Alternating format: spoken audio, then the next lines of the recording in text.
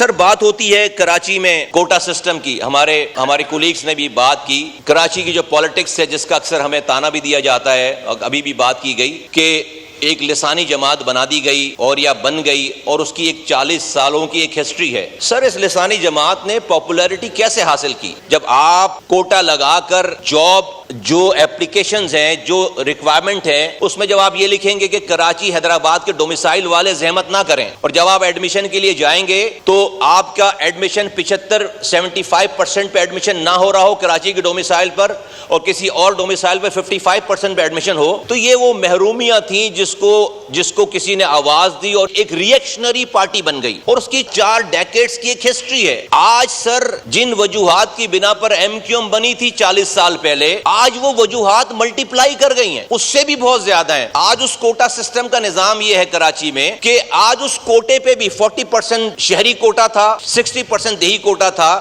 آج سر حشر یہ ہے کہ جب دیہی کوٹا ختم ہو جاتا ہے تو اس 40% شہری کوٹے پہ جعلی ڈومیسائل بنا کر وہ 40% کوٹا بھی لے لیتے ہیں۔ میں صدر پاکستان محترم آصف علی زرداری صاحب سے پریزنٹ کہوں گا کہ پلیز ہم میری بات کو مانے نہیں، لیکن میری بات سن کر اس پہ تحقیق ضرور کر لیں۔ اس پہ آج وہ ساری وجوہات موجود ہیں جس کی وجہ سے اس طرح کی ایم کیو ایم دوبارہ بن سکے۔ ساری ہر گلی میں مسائل ہیں۔